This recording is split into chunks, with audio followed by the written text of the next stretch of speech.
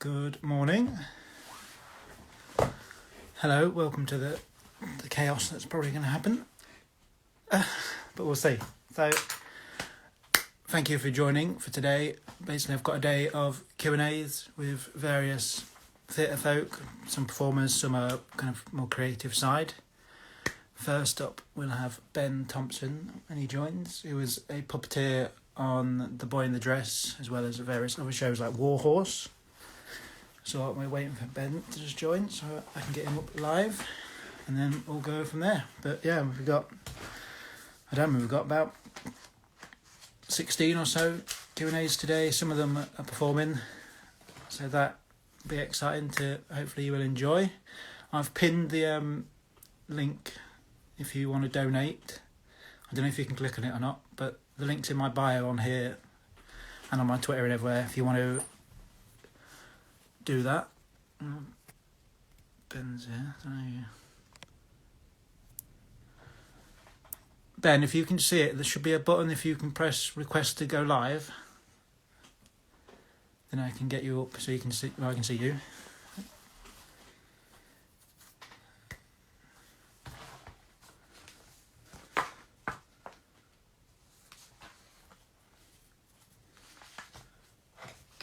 But yeah.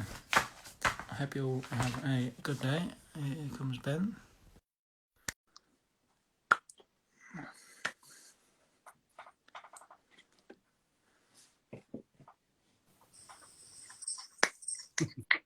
That's not bad. That's nice. Well, I did that as well. Morning. Morning. Happy birthday. Thank you. How are you? I'm good, thank you. Yeah. Good. How are you? Yeah, not too bad. Got a bit of sunburn. First day because I'm in Leicester. First day I've been out yesterday and I got sunburn. Oh, Yeah, wow. Typical. Typical. Never go out. That's the key. Yeah, always. But yeah, so basically I've got a load of questions for you. Cool. And obviously if anyone wants to comment, you'll be able to see them as well. Mm-hmm. So first question, a bit of a lame one. How did you get into theatre, basically?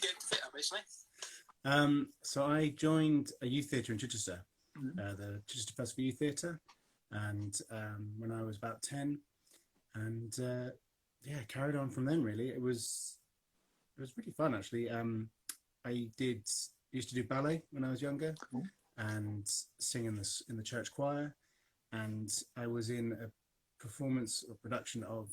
Production is probably a grand name for it. We did Joseph and his Technicolor Dreamcoat at primary school when I was about 10, and I really enjoyed it. And I think my mum saw that I really enjoyed it and saw that the youth theatre were looking for people to join. So yeah, I went along and got bitten by the bug. And the first thing I actually did was a professional production of Pickwick with Harry Seacombe and Roy Castle. It's like 92, so this is a while ago. So that was my first experience of being in a proper big show in the main house, and yeah, I didn't really stand a chance. That was me hooked. Yeah, was it? I guess from there, was it something you wanted to always do, or was it kind of? Yeah, pretty much. So I carried on doing that until I was 18, and I did drama and theatre studies at school for GCSE and A level, and yeah, it kind of. I can't really remember when I first realised that you could do acting as a career. It was just something that people did, and it was fun. Yeah. Hi, Emily. So I just seen. Oh, that's all right. Emily Squid.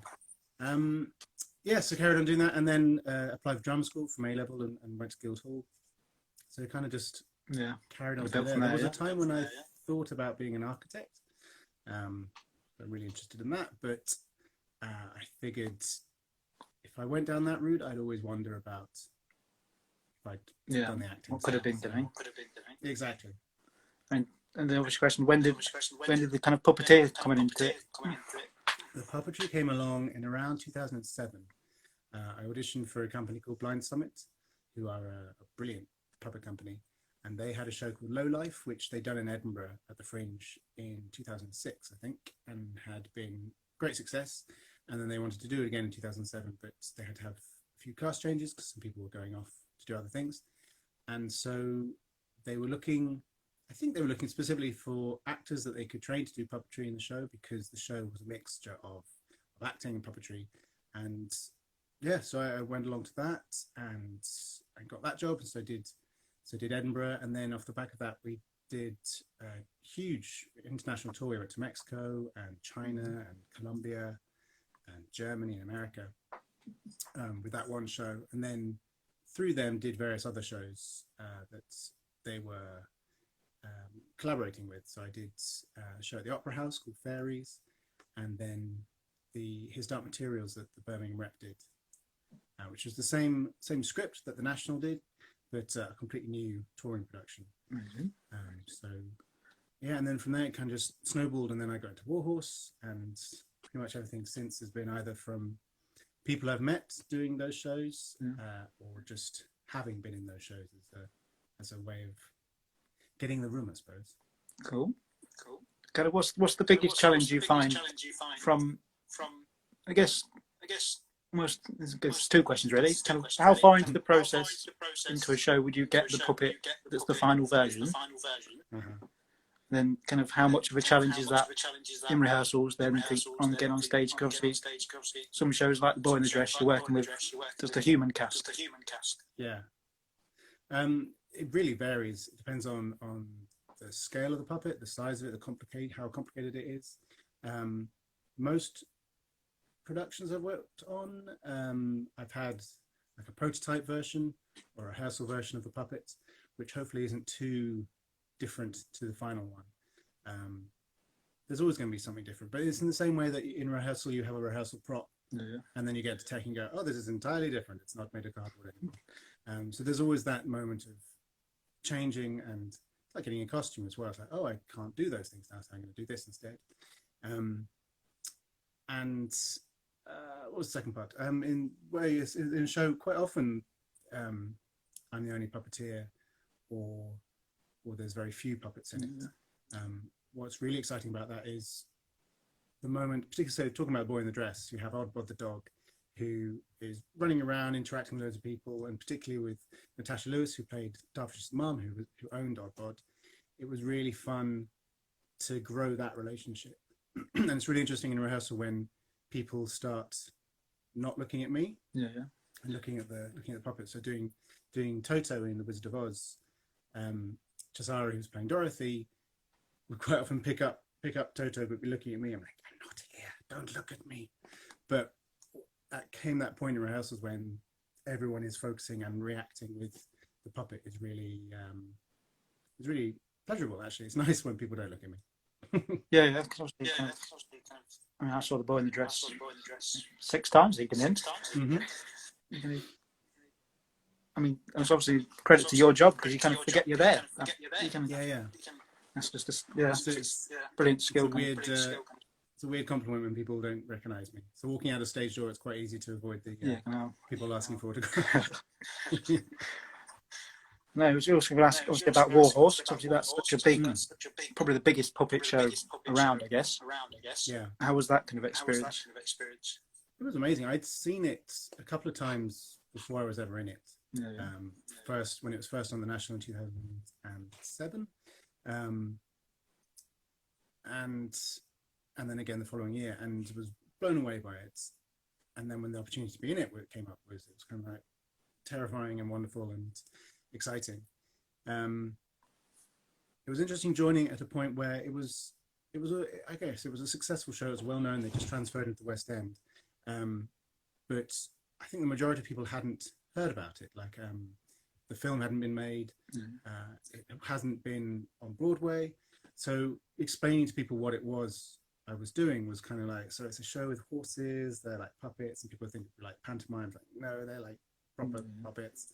And then I was in it for 18 months, and then by the time I left, it had been on Broadway, the film had come out, it was this huge international sensation. So it was very strange being a part of the show at the time when it was really picking up, and we did lots of appearances with the horses. So we take them out, we meet other horses, which is always wonderful and scary because you've got this real horse who can be, some of them don't care, some of them are like, yeah, whatever, but some of them really find it kind of creepy in the same way that I think some people find human puppets a little unnerving. there's that sort of uncanny valley bit, like, oh, this is a bit weird. And I think for the horses, they had the similar things, like, okay, it looks kind of right, but it doesn't smell right, and it's got too many legs. And yeah, the Queen came to our performances. Liza Minnelli came, the other Queen. So yeah, it was a really exciting time, and I was doing the back legs, the hind position of both Joey, the main horse, and Topthorn, as well as a whole load of ensemble stuff. So I got to do a huge amount in it, which was great. Over 18 months, it was good to switch it up. Otherwise, you can go a bit crazy, I think. But there's so many teams, puppetry teams within it, that if someone's on holiday or if they're injured, you're always working with different people within the same horse, which is really exciting, because if you're doing your part as an actor, yes, you could have someone else to be performing with, but you're still just you doing your part, whereas you've got two other people in your puppet with you in this horse, and you're all three of you striving to make this one character, which is what I really enjoy about any puppet that's more than one person, is that there's a synchronicity and a complicity between the three or two, or however, the five, that is really pleasurable to get, because you're not talking about while you're doing it, you just find it, you're sort of communicating through the puppet. Yes, which is very exciting. Just read the question from someone else. Oh yeah. What's the most challenging puppetry role you've had? I guess physically Warhorse is up there, because it is such a big puppet anyway, and then we have people riding it as well, and it's a full-on show. So if you're doing Joey, he's in pretty much the whole time. So it's a marathon, whereas Topthorn comes on, runs around, does huge stuff, and it's more of a sprint. Trying to think of any other large. I was in the Lorax at the Old Vic, and I was on the feet of the Lorax, which I really enjoyed doing the feet, scrabbling around the floor. But that was another physically different role, because I had to make myself as small as possible, and scrabbling around on my knees is tricky at times. Yeah, but each puppet brings its own difficulties, but also enjoyments and pleasures and stuff. Yeah, I guess kind of sort of like a physical role, because you're not just an actor, you're obviously bending around and doing all sorts, isn't you, with the puppet? Yeah. Yes, it's most physical I've done. Then I was at the Globe for just under a year doing Richard III and Twelfth Night with Mark Rylance and Stephen Fry, and that was after having been in Warhorse for 18 months and done a couple of other puppet shows as well. And then suddenly it was just me on stage in a very nice costume, a hand on a hip, saying "My Lord."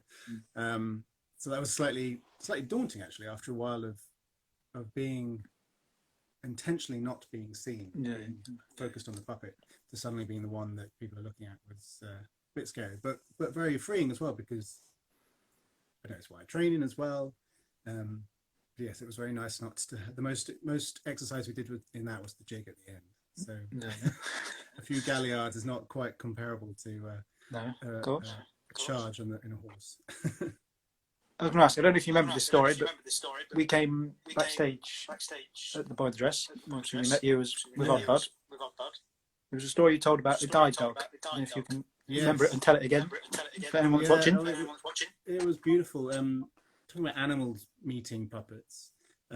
So at the RSC and at various other theatres, they have touch tours for blind and partially sighted people. And they come on stage before the show, and they meet actors in the show. They get to touch the costumes to see how that feels, pick up props, be on the stage to see to feel what the floor feels like, and so I took Oddbod along and to meet them, so they could feel Oddbod and meet him. But of course, some of them had guide dogs, and one guide dog was enraptured. Really, it was really a pleasure to have Oddbod playing with them, and she was very calm, as guide dogs are, obviously, but she was sort of putting her paw on his head, and I had Oddbod lying down, sort of being a bit subservient, and she lay down as well, and it was a really lovely moment. And then there was another guide dog who obviously didn't like puppets at all. He sort of had one look like, no, I'm not looking at you. You don't exist. Yeah, it shows how different they can be. Yeah. But yeah, it was a really touching moment. Yeah. I guess is it more challenging with a puppet in a musical than a play? Does that add its own challenge? Or? I think so. I mean, in a musical, perhaps everything's a bit more heightened anyway, and so it lends itself to having puppets in it because they are a particularly heightened form of theatre, I suppose. But no, I think whatever style of theatre or performance they're in, if they're meant to be there, then it works. Yeah, of course. Being in a musical is me being in a musical is the different thing. I mean, I dance and I sing, but doing them all at the same time is always is interesting. So like in The Wizard of Oz, there's a scene where the jitterbug, which was cut from the film, but the jitterbug is sent by the Wicked Witch and attacks Dorothy and her friends and makes them dance and dance until they fall over, collapse, and then they steal Toto. And at the Birmingham Rec production, Liam Steele is the director and choreographer, said, I think it'd be really fun if Toto got bitten by the jitterbug as well and started dancing. I was like, yeah, oh, you're serious. And so what ended up happening is that Toto got bitten by the jitterbug and then leapt up into my arm, and then I had to do this insanely complicated sort of hoedown going in 4 different directions at the same time while holding a puppet, which was fun. It took a while to get used to that, but yeah, after that all the puppetry is a cinch after having to step or change and flow your arms around. Amazing. I don't know if you can read that comment by Emily. What's she say? Is there any puppet role you'd like to do? What is it? Or if there's any wrong. Oh, it's hard to know. There's I haven't done that much TV and film puppetry. A lot of what I've done is theatre work. I've worked on various films. I've done stuff on Gravity, and a film called Life a few years ago, as well as the Fantastic Beasts films as well. But that's a lot of sort of CGI and proxy puppets, things for actors to have interactions with. What I'd love to be part of is something like Dark Crystal, any of the Henson lot that are doing incredible stuff now. Star Wars, I know quite a few friends of mine that I've met that did War Wars with me who have really found their niche in Star Wars and that world. And it's so different to theatre. I mean, filmmaking is so different to theatre anyway. It kind of goes without saying. But yeah, it'd be lovely to be involved with like proper puppetry on screen, rather than just being in a green suit waggling something. Oh, I'm going to get deleted. Amazing. And kind of, who were your kind of inspirations when you were kind of starting out puppet-wise and acting, I guess? I can't really think of any. I mean, Henson, obviously. When I was, oh God, I must have been about 12, I auditioned for the part of Jim Hawkins in The Muppet Treasure Island. And I mean, looking back on it, it was an awful audition. I was crap, but I deserved not to get it. But it would have been an amazing experience to do. And the audition itself was in Henson Studios when they used to have them in Camden. And going there as a 12-year-old was incredible because you walk through and there's a Skeksis just there, and Babe, I think, was there. I think in my mind there was just various other puppets that you've just seen on screen, suddenly just there on a worktop, which was kind of amazing. But yeah, I can't really think of any inspirations. I guess it sounds a bit tried to say, but it's the people that I work with. Really, it is amazing. That's what I particularly love about theatre, is the camaraderie and everyone coming together, not just the performers, but the stage management and the creative team and everybody around it coming together to make this piece. That's what really inspires me, I guess. Yeah, amazing. If we've got more general questions, kind of, what was your favourite production you've watched as an audience member? I see a lot of theatre. I mean, the past 4 months of lockdown and theatre being on its knees has been, I think, sort of coming off crack. It's like, I don't have anything to see. Yeah. So I mean, this time of year, I'd be usually up in Edinburgh seeing a ridiculous amount of shows. I'm trying to think of things that have stuck. I saw The Pillow Man at the National back in whenever 2000 and something.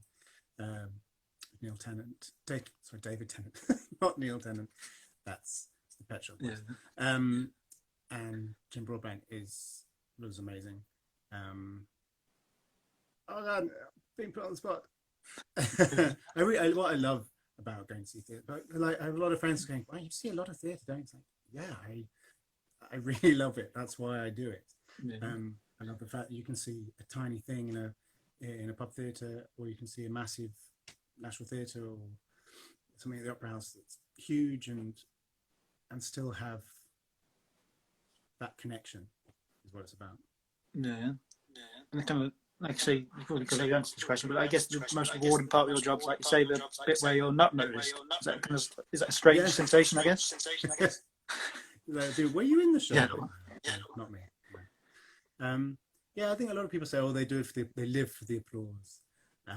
Which, yeah, it's always nice to have people clapping, but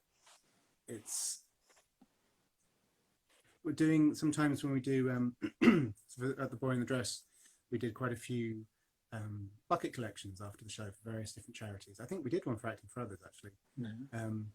But various other things. And we would go out into the audience, go out to the foyer after the show, and I'd take our board out and we'd have the buckets. And it's hearing people's responses there, sort of just instantaneously after the show is wonderful, because their reactions during the show is wonderful, people clapping, laughing, whatever. But when you have them and they're right there and they're like, oh, the things they come out with they're really lovely. Particularly having Oddbot there, just the kids. Some people really believe that he was real. No way, was right there holding. I think they thought I was his handler or something. Yeah, which I guess is a compliment. But you're gonna go, it's a puppet. Yeah. I guess kind of another question. I don't know if you have, but is it if you've taken over a role as a puppeteer, is that kind of more challenging than creating it? Yes, I mean, it has. So Warhorse essentially was taking over a role because I was stepping in as people were contract changing. So yeah, stepping into a role into a show that's already very successful is obviously comes with its pressures. What's good about that? I mean, particularly when I started, there were me and the other two people in my team were brand new as well, so we had a chance to really form a cohesion together. And although there were set story beats that the character had to meet, how you got between those it's kind of up for grabs, really. I mean, that makes it sound like, yeah, do what you want, but it was about how do you find that as a team. Yeah. So yeah, in that respect, it's different to creating a role where you really are going, okay, we've got to get from this point to this point, and somehow what happens in the middle. So actually, it's a lot more freeing in that respect. When you know what you've got to get to, you can fill in the blanks. Whereas when you start a show and say, okay, opening nights in 5 weeks' time, good luck. It's a little bit more daunting actually when you have to create it yourself. Kind of, what would be your best advice to people who wanted to get into puppetry or acting? I suppose just it's easier said than done. Is just do it. But like if you have access to drama groups or youth groups, either in the school or outside in local theatre. I mean, if you have a theatre near you, they will undoubtedly have education programs. They'll probably have workshops. They do outreach stuff. Theatres are so good at getting people. I mean, that's their key thing, is getting an audience, getting people in. So yeah, check out your local theatre for what they have to offer. In terms of puppetry, I mean, I got into it from doing a job, but it was something I'd always been interested in, really, playing with toys. It's essentially playing, but you're an adult and people pay you to do it. So I guess there are lots of workshops that companies run. Companies like Gyre and Gimbal, Brunskill, and oh my God, Brunskill and Grimes. I've forgotten Jimmy's surname. Run various workshops So being various on Instagram, there are, if you put hashtag puppetry, there will be lots of companies come up, and there's an organization called the Curious Curious School of Puppetry, and they run, I think it's a 10-11 week full-time course beginnings of the springtime of each year, and that's an amazing opportunity, because there isn't, I'm saying this, I could be wrong, but I don't think there is a full-time puppetry training. There used to be a puppetry course at Central, but I don't think they do that anymore. So there isn't really the same level of training that you have as an actor or musical theatre or opera or whatever, whereas the Curious is really helping to push that, particularly as puppetry is becoming more and more a part of the theatrical language that people use, and an important skill to have. And not only, I mean, I think it should be taught in drama schools anyway, because not only is it a useful skill to have, it's also a useful way of learning about your body and character and working with other people. I went to Guildhall, which has a very strong ensemble creative process, and if you're having to puppeteer a character with 2 or more other people, you can't help but be in that working ensemble mode. So yeah, I think it's a useful skill to have for anyone. Cool, brilliant. That kind of wraps up, I suppose. Nicely, I suppose. You've got quite a full day ahead of you then. I have. I've kind of overshot it, really, I think. But thank you for joining. You're welcome, and have a great day. Happy birthday. Thank you very much. Brilliant. Cheers. Thank you. Cheers. See ya. You're welcome. See ya.